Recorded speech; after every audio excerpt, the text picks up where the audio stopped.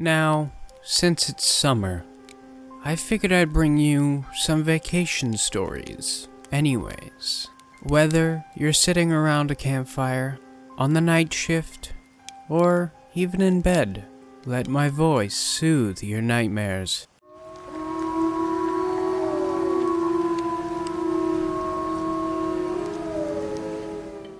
So we just got back from this little mini vacation, and I wanted to get this written down while it's still fresh in my mind. Not that it's like to go away anytime soon. Myself, my wife Kimmy, and our friends Ryan and Alyssa, also a couple, decided to go on a little trip up north from where we live. Alyssa's dad bought a cabin a few years ago, intending on eventually moving up there, but unfortunately, her mom got sick and it's gone unused. Alyssa thought some time away from everything would be nice and invited Kimmy and I to join, which we gladly accepted. We made the 4-hour trip to the town the cabin is in, Long Lake. When they said cabin, I was expecting a little rundown cottage in the middle of the woods. And while in the middle of the woods it was anything but a rundown cottage. A long path through the woods that dips down before rising again leads to the structure, which is 2 floors. There is a bit of land surrounding the cabin on all sides, and dense woods as far as the eye can see past that. The backyard has a fire pit dug into the ground, out a short distance, and lining the sliding back door is a patio set. The inside is very open, with the living room connecting to the kitchen connecting to the dining room, and a hallway that has a downstairs bathroom and a bedroom that was completely empty. The stairs lead up to a loft that overlooks the living room, set up kinda like a den, and then opposite that is a hallway with another bathroom and 2 more bedrooms. We each took an upstairs bedroom and got our stuff situated, and while Kimmy and Alyssa kind of made the place feel a little more homey, Ryan and I went outside to chop some firewood. The first odd thing happened when we were all out back having a fire. It had been completely dark for about a half hour, when we were just sitting around the fire pit talking, and all of a sudden, as in seemingly completely out of nowhere, the fire just exploded. That sounds dramatic, but it's really the only way I can think of to describe it. A million little glowing orange embers popped out and floated up. The wood that had been strategically stacked was now a structureless pile. We all kinda let out exclamations and weren't really sure what had happened. But then, the loudest, most pained squawking any of us had ever heard started ringing out, and something in the middle of the fire started flailing about. It was a crow. It didn't take long for it to die, since basically as soon as it hit the fire, it was engulfed in flames. Also why none of us tried to get it out. It was bizarre. It was like the bird had just nosedived straight down into the fire. We sat around the fire for a while longer with no other issues, and we went to bed around midnight. The 4 of us went downstairs to hang out, until the storm passed. Because the rain was coming down so forcefully, it was seriously too loud to sleep through. By the end of it, the area around the car was just pure mud, and the road that leads to the cabin, the one with the dip, was flooded, effectively stranding us there. This freaked us out a bit at first, but then it occurred to us that we were planning on being there for a few more days anyways, and that by the time we were planning on leaving, it likely wouldn't be a problem anymore.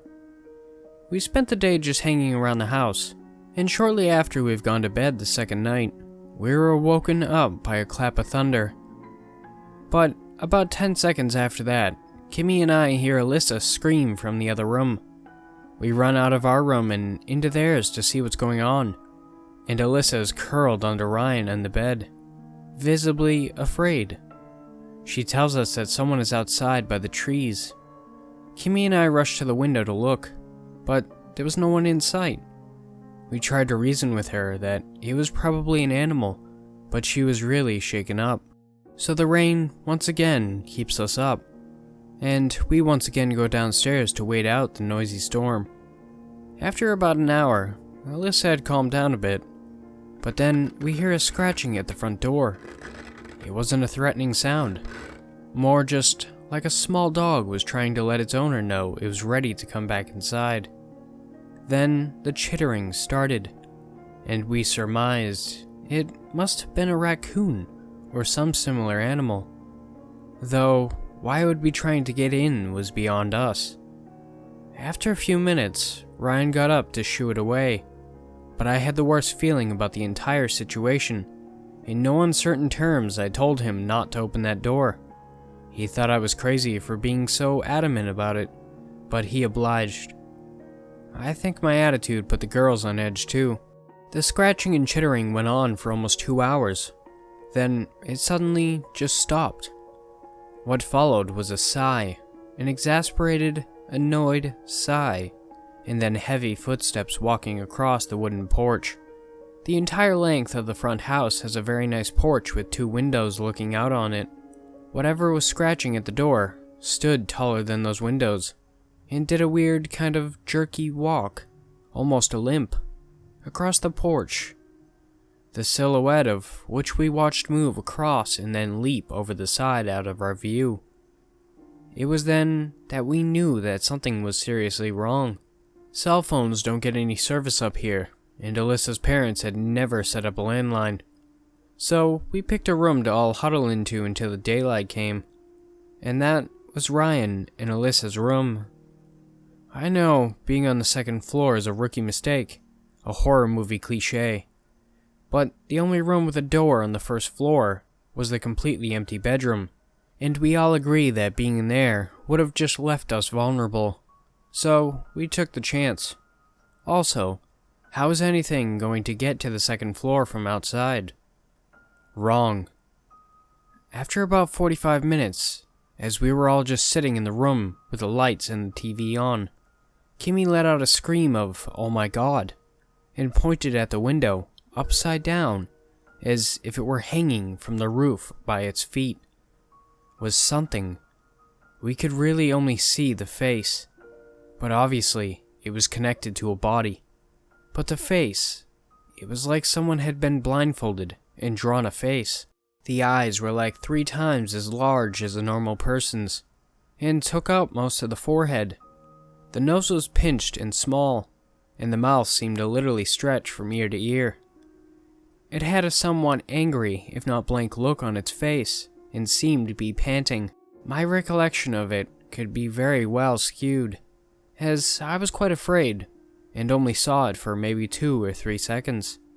But all 4 of us had described it the same when we talked about it after the fact.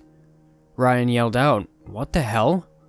And then the thing screeched and bashed its head against the window, hard enough to crack it. Then it pulled itself up and we heard footsteps going back and forth across the roof. That went on for about an hour, and we all sat there with our eyes glued to the window. Eventually, we heard the footsteps go to the edge of the roof and stop. From where I was sitting, I could look up and just barely see the spot at which they stopped. And I saw a shape in the rain perched on the edge. I nudged Ryan and he looked too, and we watched it as it jumped down onto the ground and scurried on all 4s to the woods on the side of the house.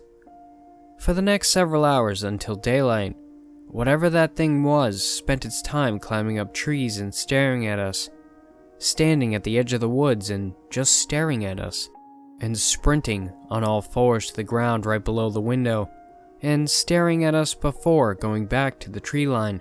As the sun rose, the rain stopped. We had all our stuff packed, and for about 45 minutes, we worked at getting the car unlodged from the muddy valley the driveway had become. As we were driving away, the ground became dry only about 75 yards from the house, and from that point on, it was as if no rain had fallen. I know that was a rather uneventful ending, and that's how it happened. All I know is that we won't be going back to Long Lake. I normally wouldn't post something like this, but someone is following me. I have no idea who they are, but I'm starting to get scared that they might want to hurt me. I'm not sure how long it's been happening, but I went on vacation and when I got back, I started to notice weird stuff. It looked like somebody had broken into my house. Nothing was missing that I noticed, but things were moved around. My bed looked like somebody had been sleeping in it. Some stuff was missing from my fridge. Some of my silverware was even moved around. Weird stuff like that. I'm a little bit of a neat freak, so I know I didn't leave it like that. Not only was the place messier, and a few things were weirdly in order. The dining room table was set with a nice glass plate and napkins, the whole setup. They even put the salt and pepper out. I thought it was creepy since my door was locked and everything.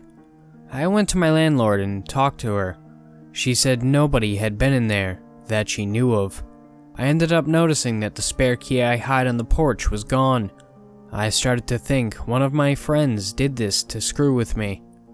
I searched my whole house and nothing was weird aside from the things above. None of my friends said they did it when I explained it to them. A few of them told me to call the cops. I let it go. Someone played a prank on me and that was that. So anyway, I kept on without noticing much. Now, things started to get really weird. First off, someone left me a package at my front door last month. It was in an old wooden box that looked handmade. It had a little lock on it.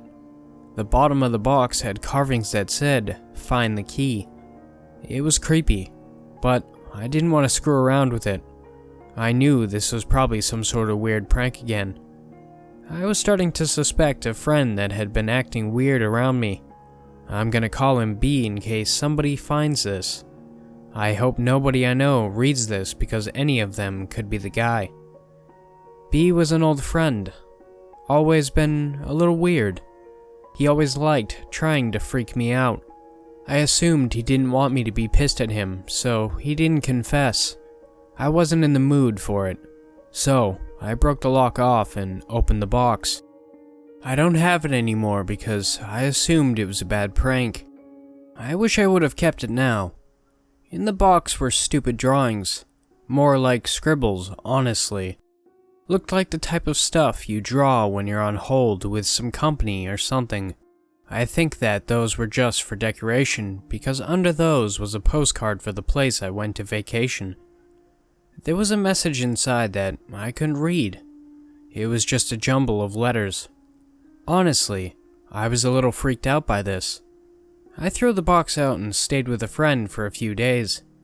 I went back home after a few days. I'm not even kidding. I did call the cops after this.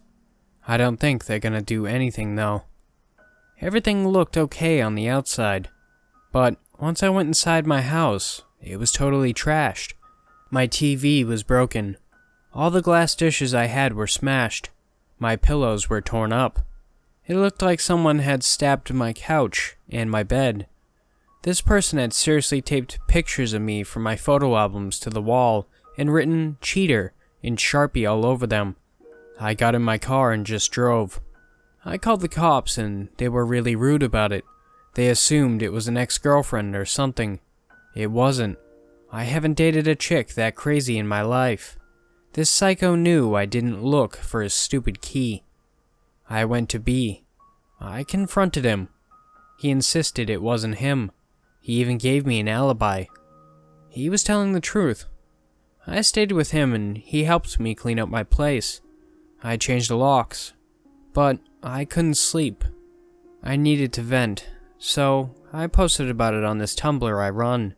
Yeah, it's dumb, but I ran a sort of confession blog on Tumblr. I poured my heart out about this stuff, and then I got another package. This time, there was no puzzle. It was a normal cardboard box. It was just printed papers inside. It had screenshots of my Tumblr, Twitter, Facebook, Reddit, everything. That's why I had to make a new account to post this. I deleted the post on Tumblr. I deactivated my Facebook. I deleted my Twitter. And I panicked. I knew it must be from this bastard. The cops never found any leads. My landlord didn't see or hear anything. I figured it might be okay since I changed the locks, but I was wrong. While I was at work, this guy got into my house again. He moved my stuff around again. He used my shower, or at least made sure everything was nice and wet in my bathroom. He went through my photo albums and stole some pictures. He drew those obnoxious smiling faces on all my mirrors, like he thinks we're friends now. So I go back to the cops and they suggest I get an alarm system, which I did. I went out and spent my savings on a security system, but yet it didn't help. You know what happened? I got another package last week. It was pictures of me asleep in my bed, taken from inside my room. That isn't even possible. My alarm never even went off. And last night, I slept for 12 hours. I woke up feeling weird. My throat hurt and I couldn't stop coughing. My arms were all cut up like someone had been slicing me with a razor blade. My throat had these dark bruises on them like I had been choked. I was really freaked out. I went into the bathroom and there was an empty syringe in there, on top of a note. The note was just a frowning face drawn on it. I don't know what to do. If I go to the cops, they'll think I'm crazy. I can't afford to move. Should I buy a gun? I need help. I'm scared.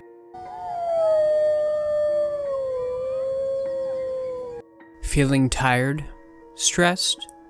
Take a virtual reality vacation. That's what the billboard said on the way from Franklin to Country Springs. At the moment, Finn was screaming bloody murder in the back seat because he dropped his car. Aaron was listening to Jason Mraz's I'm Yours and head bopping to the beat. I was driving, my right foot stiff and my left one numb. Let's take a vacation. What? We can't afford a vacation. What about a virtual one? I asked, pointing to the billboard. He scrunched his face at me. No way, that stuff is dangerous.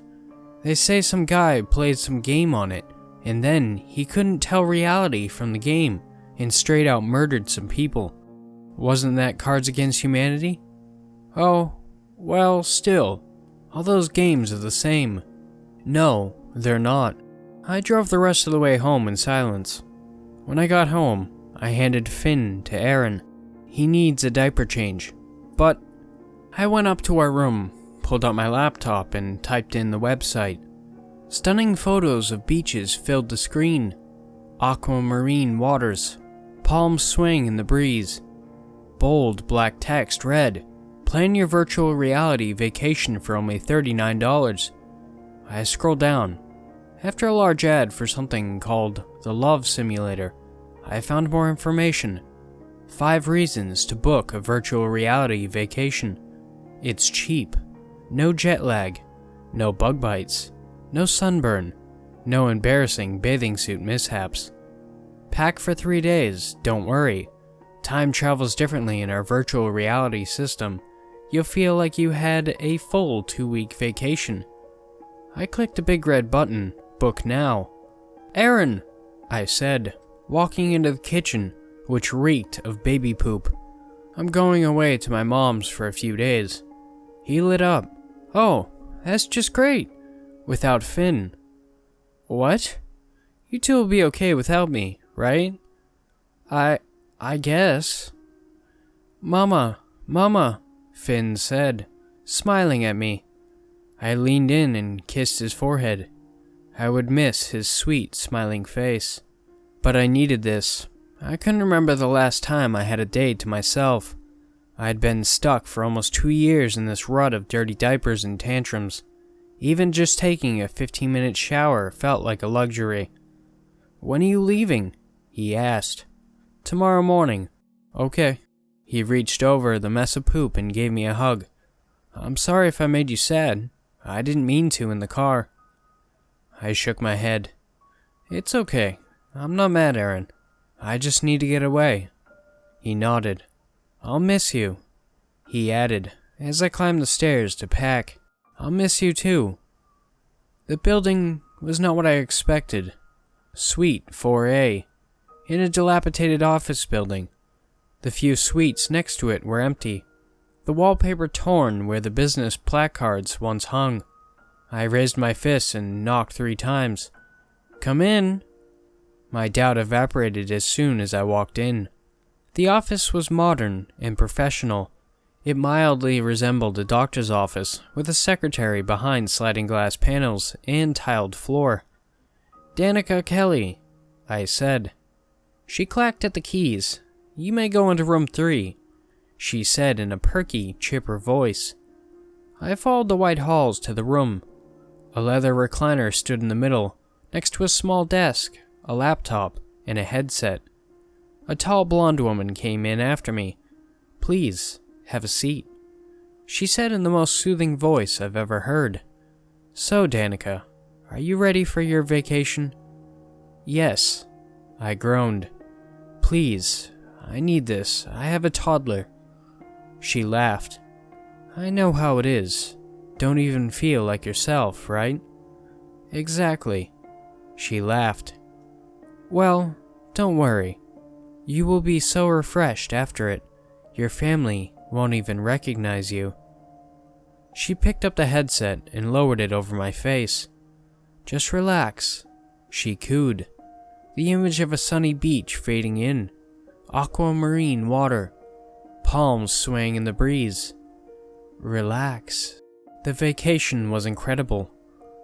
I sunbathed on a private island, built a castle out of pink Bahama sand, swam with dolphins, snorkeled in a coral reef, and even pet a turtle. And it all felt so real. The 2 weeks went by all too soon. Before I knew it, I was watching the sun rise over the ocean, waiting for my 11 a.m. checkout time. Surprisingly, though, I wasn't sad. In fact, I was happy. I can't wait to hug Finn again, and Aaron. I smiled to myself as I imagined Finn sitting on the floor playing with his cars. "Vroom, vroom," he'd say, pushing them along the carpet. When I walked in, he'd look up and say, "Mama." And that was more beautiful than any surprise, real or not. Sure enough, the credits rolled up the screen. "Thank you for choosing virtual reality vacation. We hope you enjoyed your stay." The headset loosened. I reached up to pull it off. My arms felt surprisingly stiff and achy, and a sharp pain jabbed me inside my elbow. I guess I had been sitting here in this chair for 3 days. The headset came off. The room looked different, dilapidated and old. The clean white paint was peeling. The floor was cracked. "Hello?" I called. "I'm done." No reply. I started to get up. The sharp pain jabbed in my elbow again. I looked down, and my heart stopped. A needle was taped to the skin. Leading from it was a thin tube that curled and coiled up to the ceiling. Some sort of fluid passed through it. "Hey, is anyone there?" I shouted. Silence. I ripped it out with a yelp of pain. I looked down again, and my pants were gone. I was instead covered with a thin sheet. 2 more tubes snaked out from under it. I ripped those out too, whimpering in pain. Then I hobbled up, walked over to the door, and yanked it open. The hallway was in the same state of disrepair, peeling paint and cracked floor. What the hell is going on here? I ran out into the waiting room. It was empty. I ran down the stairs out into the parking lot. The asphalt cracked and buckled. Weeds poked through, and my car was gone. What was happening? I pulled up my phone, and it was dead. I walked out onto the sidewalk. Cars whizzed past me. I walked until I reached the main road. I held my hand out for a taxi, but none passed. Finally, a pickup truck rumbled to a stop next to me. "Hey lady," the guy said. "Need a ride?" "Oh no, I'm just waiting for a taxi." "Taxis don't come here no more," he said. "Come on, hop in. Where you going?" Monmouth Place." "It's out of my way, but I'll take you there." I weighed my options. It was cold out, my phone was dead, and there was no taxis. I opened the door and climbed in. We drove in silence, only broke by loud smacks of chewing gum. Finally, we pulled up to the small ranch on the cul-de-sac. "Thanks for the ride." "No problem, ma'am." I stepped out. I grabbed my keys and put them into the lock. They didn't fit. I jammed them in again. Not even close. "Aaron! Aaron, can you let me in?" I called. "My keys don't fit and—" The door creaked open. A woman I didn't recognize stood there. "Who are you?" She snapped, eyes narrowed. "Who the hell are you?" I shouted back. My confusion boiled into anger. "No, gone for 3 days and he invites some woman over? Hell no! Where's Aaron?" An 11 or 12-year-old boy peered out from behind the woman. "Oh, are you the new mail lady?" "Where's Aaron?" I asked again. Thump, thump. Footsteps thudded inside the house. The tall, lanky shape of a man appeared. His eyes were sunken with wrinkles. His hair was peppered with gray. And it was undeniably Aaron. As soon as he saw me, he went pale. "Danica, what are you doing here?" "Where's Finn?" I asked, my voice shaky. "What's going on?" "I'm Finn," the boy piped up. "No. What?" Aaron stepped out into the porch and closed the door behind him. "You can't just come back here, after so long." "What are you talking about?" "The last 10 years, he shouted, his voice halfway between a scream and a sob. "Why did you leave, Danny?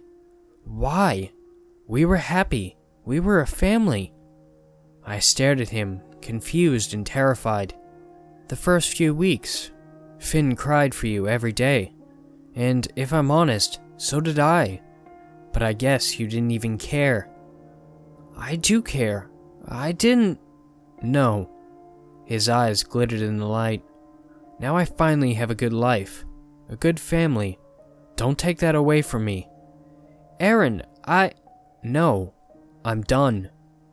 He walked back into the house and slammed the door. Inside, I saw Finn smiling at his new mom, eagerly grabbing a sandwich. It was Finn. The upslanting brown eyes, the olive skin, the pointed nose. Not a baby anymore. Grown up. I missed everything. I started away from the house, missing the clumsy toddler hugs Finn used to give me. The cold wind nipped at my face, my hands. The snow crunched under my feet. I waited until the sun sunk behind the trees, until Aaron and his new wife were in bed. Then I went in through the back door. He always left it unlocked, and crept up the stairs. I can't believe he just married some new woman. His wife, and Finn's new mom. I felt the heat rush to my face as I stepped towards the bedroom. He never cared for me. The door creaked open. I stepped inside. Finn slept peacefully under the covers. Various awards and diplomas hung on the wall. Things I'd never be a part of, and things I missed. I covered his mouth. Then I pulled him out of bed. I dragged him down the stairs. He thrashed and wriggled against me. I didn't remove my hand until we were out in the cold night air. "You're crazy!" he yelled. "Get away from me!" "I'm your mother," I said, dragging him by the hand, "and you're coming with me." Thank you so much for watching. I really appreciate it. Thank you so much, and have beautiful nightmares.